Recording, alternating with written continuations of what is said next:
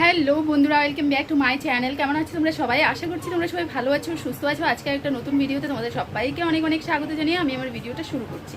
তো বন্ধুরা, আজকে আরেকটা রেসিপি ভিডিও নিয়ে তোমাদের সামনে হাজির হয়ে গেলাম। তো কী রেসিপি, চলো সবার আগে তোমাদের সাথে শেয়ার করে নিই কী রেসিপি শেয়ার করছি। তো দেখতে থাকো ভিডিওটা। তো বন্ধুরা, এই যে দেখো, আজকে হলো মোরলা মাছের একটা রেসিপি শেয়ার করব। এখানে দেখো, মোরলা মাছটাকে আমি কেটে ধুয়ে পরিষ্কার করে নিয়েছি। তো এই মাছটা রান্নার জন্য আজকে কি কি লাগছে সব কিছু তোমাদের সাথে শেয়ার করছি। আর রেসিপিটা দেখতে হলে চ্যানেলে সাথে থাকো, ভিডিওটা দেখতে থাকো। তো এখানে দেখো, মাছের রান্নার জন্য সবার প্রথমে এখানে এই যে আমি ধনেপাতা নিয়ে নিয়েছি। আর এগুলো হলো বাড়িতে যে ধনেপাতাগুলো পাওয়া যায় আর কি। এখন তো আনসিজন, আমাদের এখানে ধনেপাতা পাওয়া যায় না, তো এই ধনেপাতাগুলো নিয়েছি। আর এখানে দেখো, রসুন থেতো করে নিয়েছি, দুটো পেঁয়াজ কুচি করে নিয়েছি, কাঁচা লঙ্কা চিড়ে নিয়েছি। আর রান্নার জন্য যেটা লাগবে সেটা হলো, এইখানে আমি দুটো আলু কুচি করে নিয়েছি। তো এই হলো আমার রেসিপির জন্য মানে যা যা লাগছে আর কি। তো দেখো, এক ঝলক একেবারে সব কিছু শেয়ার করে নিলাম। তো এখানে এখন সব কিছু রেডি আছে। তো সবার প্রথম আমাকে যেটা করতে হবে সেটা হলো, আমাকে কড়াই, এখানে একটা কড়াই বসিয়ে দিলাম আমি। তো দেখো, রেসিপিটা করার জন্য এখানে আমি একটা কড়াই বসিয়ে দিলাম। আর কড়াইতে সবার প্রথম আমি দিয়ে দেবো হলো তেল।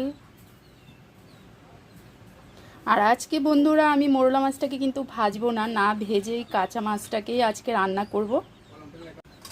তো বন্ধুরা দেখো, ওইদিকে কড়াইতে আমার তেল গরম হয়ে গেছে। সবার প্রথম আমি এখানে দিয়ে দিচ্ছি থেতো করে রাখা রসুন।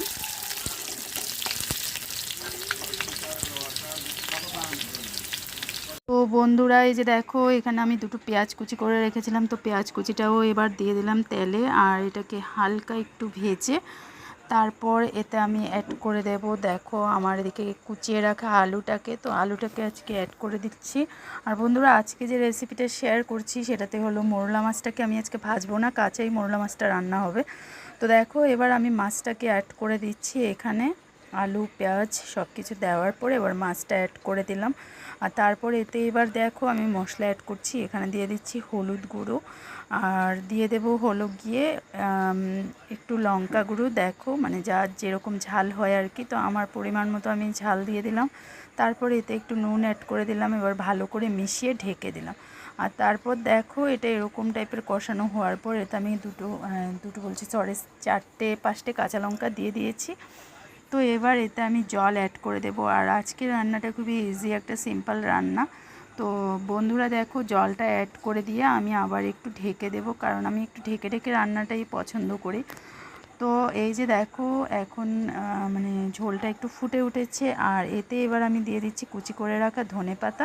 তো ধনেপাতা দিয়ে জাস্ট কিছুক্ষণ একটু নাড়িয়ে চাড়িয়ে তারপর আমার রেসিপি একদম রেডি। দেখো, আমি এখন নামিয়ে নিয়েছি। তো বন্ধুরা, রান্নাটা খুবই ইজি আর খুবই সিম্পল। তো কেমন লেগেছে তোমাদের এই রেসিপি যদি ভালো লাগে অবশ্যই লাইক কমেন্ট শেয়ার করে দিও। টাটা, আজকের মতো আমি বিদায় নিচ্ছি।